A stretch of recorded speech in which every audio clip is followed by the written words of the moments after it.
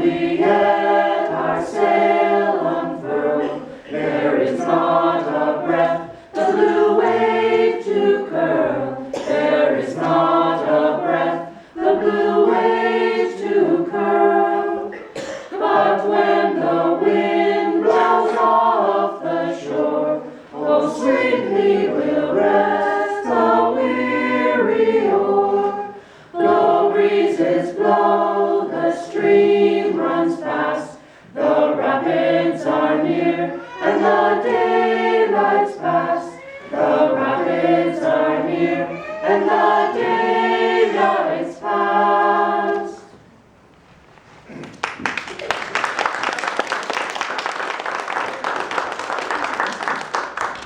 Because of the pending war, New Brunswick knew it needed protection.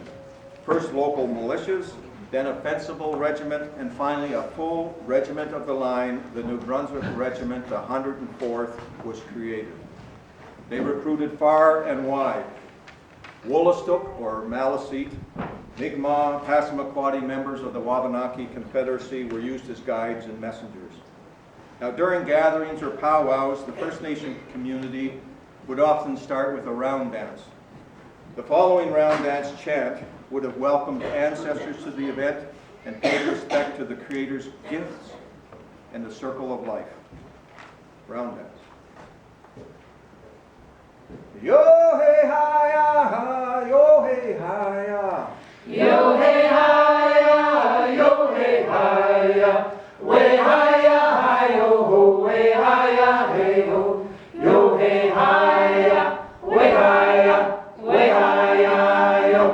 Yo hey hi yo hey hi Yo hey hi yo hey hi way hi yo ho way hi hey ho. Yo hey hi way hi yo. Yo hey hi yo hey hi Yo hey hi yo hey hi way hi yo way hi hey ho. Yo hey hi way hi yo.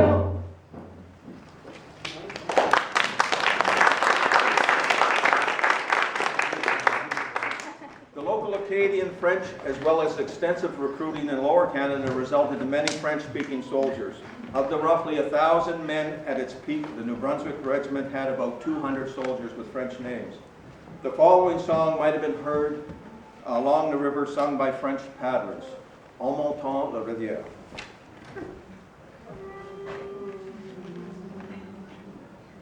C'est dans le mois de mai, en montant la rivière. C'est dans le mois de mai que les filles sont belles. Que les filles sont belles, ok, que les filles sont belles.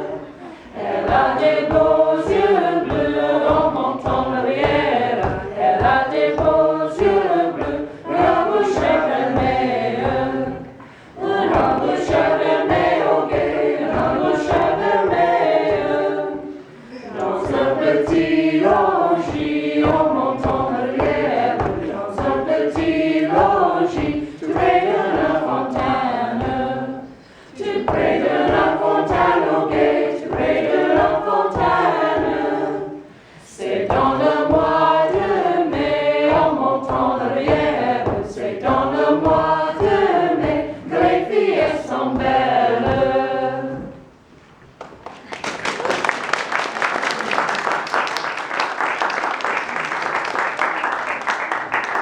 There were also blacks recruited from the area. They were freed slaves and their families who fought with the Loyalists during the American Revolution. Between 1801 and 1810, 124,000 slaves were still being imported into the United States. It was also during this period that many blacks in the U.S. were being introduced to Christian religions. Little is known about the early black music in New Brunswick, but it certainly would have been identified and influenced by African roots and their religion. The following song is a ring shout called I See a Sign. Slaves would often go into the woods at night to participate in a ring shout, which included singing and dancing. It was an emotional outpouring performed to release the burdens of their lives.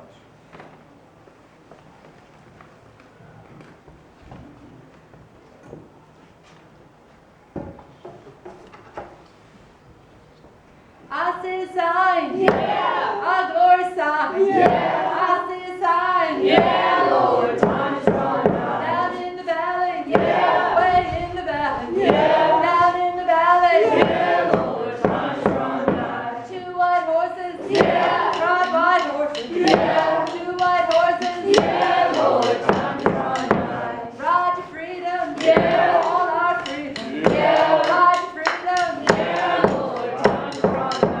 I see a sign, yeah, a glory sign, yeah, I see a sign, yeah, Lord, time is drawing nigh. Sign in the air, yeah, sign everywhere, yeah, sign in the air, yeah, Lord, time is drawing nigh. Take these chains, yeah, break these chains, yeah, take these chains, yeah, Lord, time is drawing nigh. I see a sign, yeah, a glory sign, yeah, I see a sign, yeah, Lord, time is drawing nigh.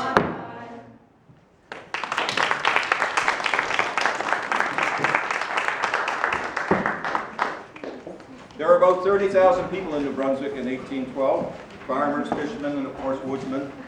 In 1811 alone, New Brunswick supplied 3,000 pine masts for the Great British Navy and merchant ships. Many of these came down the St. John River by here to be shipped out of St. John. Between the Royal Navy pressing sailors into service, the forest work, the soldier recruitment, local farm production suffered. Our food primarily came from the American states. Limited by population, the 104th Regiment was actually permitted to recruit boys as young as 12 years old.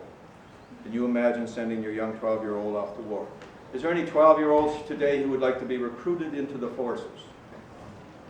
Anybody who's 13 or even a little older? 9. We have a recruit here for. Right here. Sorry? That boy right there. Are you interested, sir, in joining His Majesty's service? Step right up. Recruiting methods back there were a little bit questionable, but I'm sure we can find somebody with a little. Right there. They could force it. Anyone else? Brent, I'd like to invite you up here. Brent? I think I'm too old. Approach. Thank you. Now, sir, are you a loyal British citizen? Depends. Have you ever been in His Majesty's service? No. So he's not a deserter then, obviously. When they were recruited, they obviously would be given the red coat, which everybody's pretty familiar with. That was their standard uniform. But in order to survive the winters in New Brunswick, first they would be given what was called a great coat, a heavy coat, and that was what kept them warm. Oh, I know where the great coat is. It's on the front row. So it's nice and warm for him. Well, first he would be given the great coat. Next, he would obviously, with snow and things like that, he would be required to carry or have a set of snowshoes. And that would be for him to trek through New Brunswick woods. So he would be issued a set of snowshoes and have to look after those as well. Don't forget, there's no horses. He's carrying everything on his own. Next, if it was a long trek that they went on, they would be issued, oh, pardon me, yes.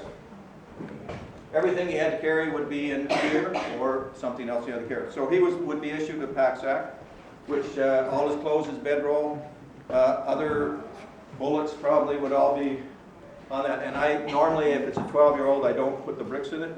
If I had known I had a sturdier guy, I would have put the bricks in. I don't think I could have carried this at 12. So if they were on a long trek, 2 men would then share a toboggan. And the toboggan they would have to look after. One would pull the toboggan, and the other would have a stick attached to the back, and he would be behind to keep it from running down a hill away from him. So he would push, or he would hold back to keep it from running away. So there's our soldier of 1812. He's 12 years old. Do you think he's ready to march from here to Kingston and take on the Americans? Is he missing anything? Yay! Done. Yeah. He would be issued a gun, and this is a brown vest. He would have to look after it, and don't point it at anyone because it's loaded. That'd be about a 10-pound gun that he